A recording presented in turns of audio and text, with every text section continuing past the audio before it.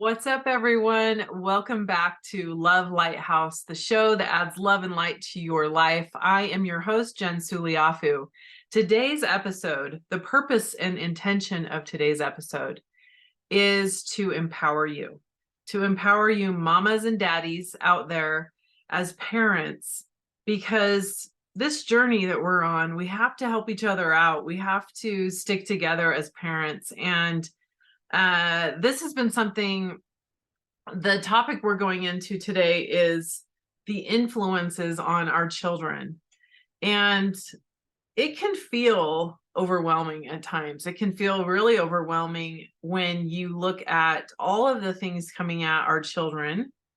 And there's options that there's different ways to handle this. We can either just completely ignore it, put our head in the sand, and be very detached from what our children are dealing with in today's world. Hopefully you're already thinking to yourself, well, I don't want to do that. Or, number two, another way we can deal with it is we can become very obsessed and upset and worried and angry and be overbearing and put a lot of parameters on our children that are unrealistic, because they are children being raised in the year of 2023. And if we go too extreme to that other side, that can also be a nightmare. We don't want to do that, right? So that other option, and I'm sure there's many more, but with me, and what I'm always guiding my clients to do is for us to not go too extreme on either side, and to stay more in kind of dance in the middle of those extremes, to where we are having some sort of balance in our life. Okay. It's not about being totally 100% balanced, but trying to be aware of what's happening, and what our children are dealing with, what the influences they have that are affecting their lives, but not being crazy about it, not letting it consume you and really worry you, because that isn't going to help us. That's going to actually hinder and hurt us. And we don't want to do that either. So this topic has been, of course, on my mind. I'm raising two teenagers over here, you guys. I'm in the thick of it with many of you. If you have children, maybe you have grandchildren, and your children are born and raised out of the home, or maybe you have small children. This episode, I wish I would have heard it when I was even younger and my children were even younger, because having small children and understanding and being on your toes is really good and very beneficial and powerful. But the other day, I want to start out with this story of what happened with me the other day. I was bebopping down the road with my daughter. I was driving down the road, and she had her music on. Now, here's a tip. Let your children listen to their music in the car. And the reason that you want to do that is because our job as parents are to get into our children's world, to, for us to bust into their world. They're not going to come to us and be like, hey, mom, I want you to pay more attention to the information I'm consuming in my life. That's just not going to happen. You've got to be the master of the ship. You've got to be the one that is assertive, on your toes, and paying attention to your kids' lives, right? It's interesting because we've got these different generations. And when I look back on my parents' generation, their generation was a lot about like get up and work from sun up to sundown. My father was raised on a farm. It was a lot of work, but they also had, it was the Leave It to Beaver days too, where they spent a lot of time together as families.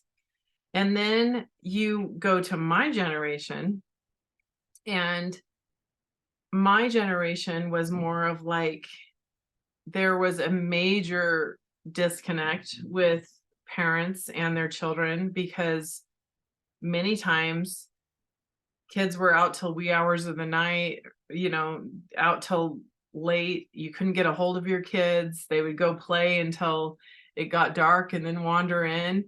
And there were a lot of parents that were working, and kids would just get themselves home and pull out their house key and get themselves into the house, make themselves some macaroni and cheese. You had these different generations. Well, this generation for my kids is very different than that. It's more so where it's like we want to be with our kids. We kind of are hovering our kids. We know, what their locations are. We always know where they're at. And if they don't answer their phone, then we're like, hey, we're looking up their location. And it's harder for kids to get away with things in that sense. But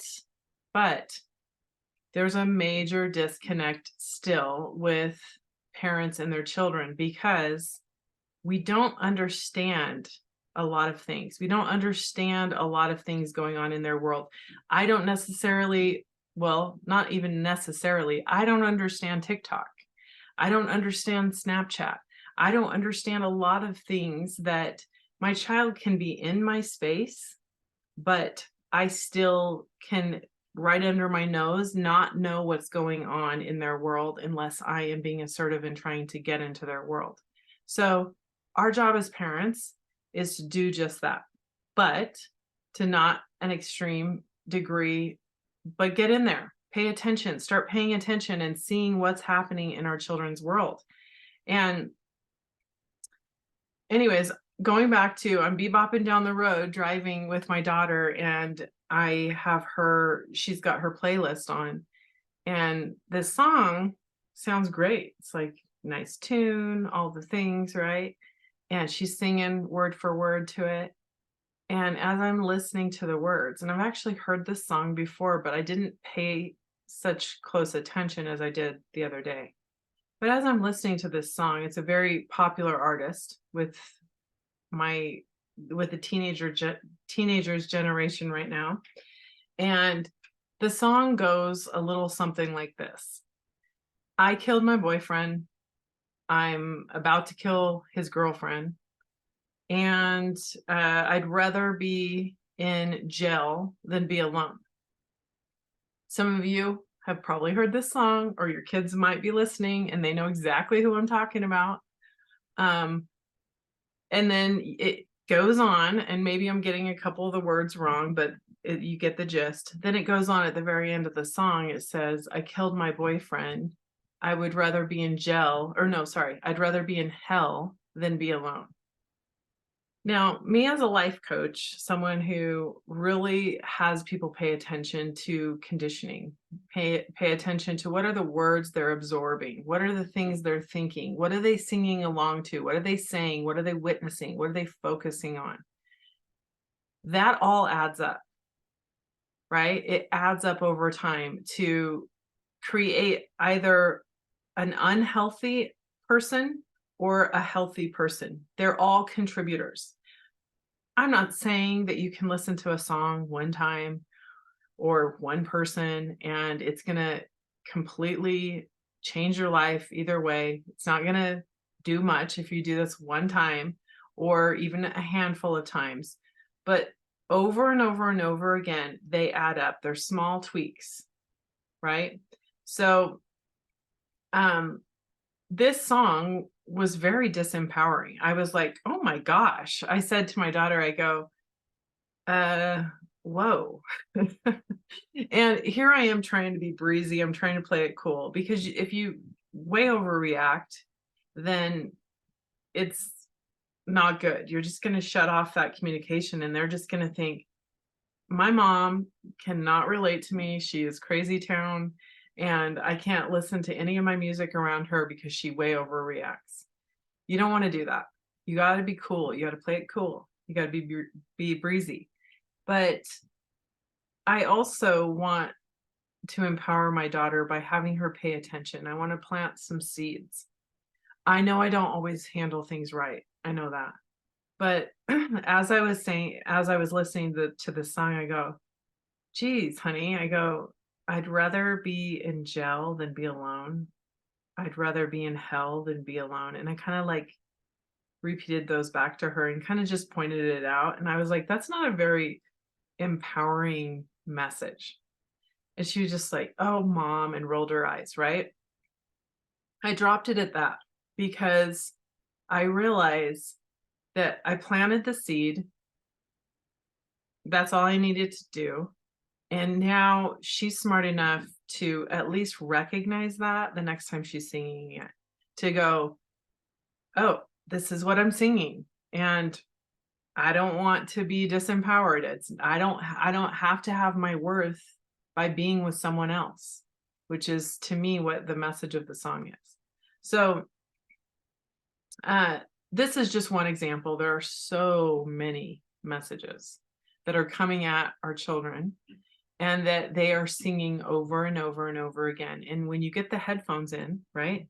You've got the headphones and then you've got this conditioning that they're absorbing with the headphones where they're solely focused on that music in their headphones. I use headphones all the time to reprogram my mind, to take out old conditioning that I don't like, that I don't want, and plant new seeds. And so I many times listen to things on my headphones first thing in the morning. If I'm meditating, sometimes I'll use the headphones as I'm going to sleep at night. It's a big part of hypnosis, of programming, reprogramming your mind, of conditioning. So you can use it to your benefit, but you can also on autopilot use it to your demise and not realize it. And so that is something to just point out to your children. If you hear a very disempowering message, don't freak out, don't yell, don't tell them they can never listen to it again. Don't villainize that artist that is their favorite, but plant some seeds. Just maybe like, hey, honey, did you hear what you just sang? Did you hear what they just said? Do you like that message? And then maybe you just shrug your arms, your shoulders, and now you're like, you've planted that seed. And that our children are brilliant. They're smart. They know. And so many times, if you don't make it a fight, if you don't go too extreme, then they will start to pay attention and they will actually, respect you for that. And they'll start to maybe make different choices with their songs. Unfortunately, I don't feel like there's a lot of popular leaders in the music industry. And I say popular because the music that gets sold is a lot of or people that make it, stars that make it, they have a lot of disempowering messages. And to me, when you are an artist and there are a lot of children that are going to be singing these messages over and over and over again, it is really unfortunate that there's not more leaders that know that these children are going to be repeating these songs and that they can take them down that road into disempowerment, fear, sadness, pain, or they can take them more on a road of empowerment, of joy, of standing strong. And I get that I was actually just talking to one of my clients the other day about this because he is a musician, and it was great to hear his point of view because he said, Jen, I understand what you're saying, but he goes, I look at it differently. He says, first off, I'm not a father, so I can't relate to what you're thinking as far as a parent, but he was talking about how music and those messages for him have been I forgot the word he used, but he basically said like a place of someone understanding his pain, of being able to, relate to that artist, and that there was some healing that occurred, a lot of healing that occurred for him in that sense. And I think that's great. And I understand that. I know that my older son has told me that too. He's like, Mom, you don't get it. You don't understand when it comes to music and people singing about their pain, how healing that is and how important that is. So I understand, like, I can, maybe I don't understand it because I do realize, I mean, I do understand that part, but I also realize the damage that can occur when someone sings those messages and absorbs those messages on a regular basis, and how that can really add up and bring them into a dark place that is sometimes hard to get out of. And so being able to just pay attention as parents first and foremost, I think is a big one. Listen to your kids' music when when you're in the car, let them play their music. And that way that you can now, like, you can get into their world and take note. Just, pay attention. What are the words they're singing? What is the messages they're singing? If your kids are listening to headphones every once in a while, maybe you walk over to them. My son was doing the dishes. This is months ago, a long time ago. I remember this happening. My son was doing the dishes and he had on in headphones, and I walked over to him and I heard him singing something that I was like, stopped me in my tracks. I'm like, what did you just say? And I tapped him on the shoulder and I go, hey honey, who are you listening to? And I don't remember the name of the guy now. And he just put his phone up and he goes, so and so, and I was like, okay. So I look up this artist. See, I didn't stop there. I looked up the artist of, like, what song is he singing? What is the messaging here? Maybe I just heard a piece of it and I'm not getting the full picture. So let me look up the lyrics. Let me see these things, because it's all right there under our nose at our fingertips. And all we have to do is start to pay attention and get into our children's world, because it's all there. All you need is a name of an artist and to be able to look up all their lyrics. And that is the beauty of today's world, is we have all of the information right there. But guess what? Most parents are not paying attention. And I have definitely been there. And there's things that happen that I miss the ball on, because there's a lot going on in life. We're pulled every which way. There is a lot to pay attention to. So I am not saying that I pay attention to everything I should or could, but my message to you today is a message I need, and that's been on my mind and my heart. And so it's surely been on other people's mind and heart, because we're all parents raising our children in the year 2023.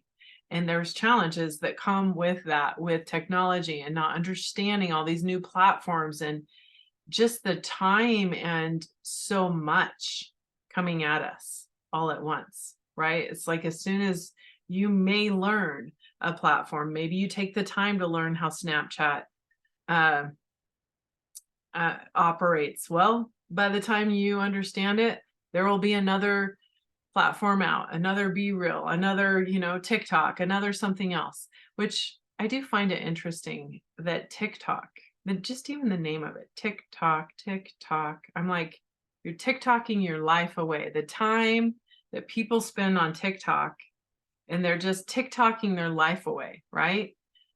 Interesting. Now, I know there's good things about it. I know there's a lot of entertainment, and I know it's a space of creativity. All of these things can be empowering, but they also can be very disempowering, because you can literally TikTok your life away, and it can happen right under your nose and not even realize it. So allow your children to listen to their music. Every once in a while, pop over, ask them what they're listening to. Maybe put a headphone in your ear if you're like, hey, what did you just sing? Or what are you listening to? And start to pay attention to that. Get on their TikTok account and see who are they following or who's following them, which that one I know can be very overwhelming. What are their favorite movies? What are their shows they're watching? All of these things are ways for you to understand where your child's at. When your kid's in the car, turn the radio down a little bit or the stereo down a little bit and listen to their conversations. What are they talking about? You can learn a lot about other children. You can learn about your child based on the kids they hang out with. What are the kids talking about? What are they like? Are they polite? Are they mean? Are they talking about other friends? Like, these are all clues for you to understand where your kid's at. If, when they need to be pulled in close, for you to pay more attention to them, to love on them more, to teach them, to guide them. Yeah, parenting is not for the faint of heart. I say that all the time because it is true. It is such an honor, such a challenge at times as well, right? And so you're not alone. But I think the key is just to not put so much pressure. Don't put so much pressure on yourself. That's not why I am doing this episode. It isn't to make you feel like there's no hope or that it's so scary for the messages coming at your kids. But here's something that helps me, and I'm sure it will help. Hopefully, it will help you too. I want you to realize, because this is another conversation I had with a mom. I was like, but all these things are happening, but what about us? And she was like, oh yeah. Do you remember this song and that song? And we were reminiscing about all these songs that we were jamming to nonstop, singing word for word, and how disempowering those were. And we think we turned out okay. Maybe we don't. Maybe we didn't. We just don't know it. But it always puts things into perspective when you see stuff like that. It reminds me of a conversation I was having with my girlfriends years ago. This was like probably 10 years ago. And we were talking about how how girls at that time were starting to send, nudes to different boys. And that one of my girlfriends was talking about how her son got this picture, and she was just like shocked, and how we were like we had now turned into those ladies with the hands on our hip that was like, oh my gosh, these kids these days, where you always vowed that you would never turn into that mom, and now here you are. Well, as we were having that conversation, I go, you guys, yeah, I get it. And that's not good to be like sending, nude pictures back and forth, because of course that pic or that conversation about that girl sending a nude pic went into a whole nother conversation about all the, the opposite of the guys sending the girls pictures and all the things. And everybody had a story. And we're just shaking our heads, as moms with these kids these days. And then it dawned on me, and I said, you guys, I know that sounds really terrible, but think about us. Like, instead of kids sending pictures to us, we were like, who knows where, at whose house, and our moms didn't even know. They didn't even know where to start, how to find us. And we were actually physically in the space with the boy or the girl, and, it possibly being a worse situation. So yes, there are challenges. Yes, there is good, and there's not so good. But at the end of the day, if our kids know we're paying attention, if they know we're at least trying to get into their world, if we have a strong foundation, if we talk to them about things, if we have that connection and that line of communication open, if we look our kids in the eyes on, a daily basis, if we give our kids hugs. I heard recently, and I've heard this before, but 7 hugs a day is what the physical human being action, or the interaction with physical human touch is what a human needs, right? Dang, I botched that one. Holy cow.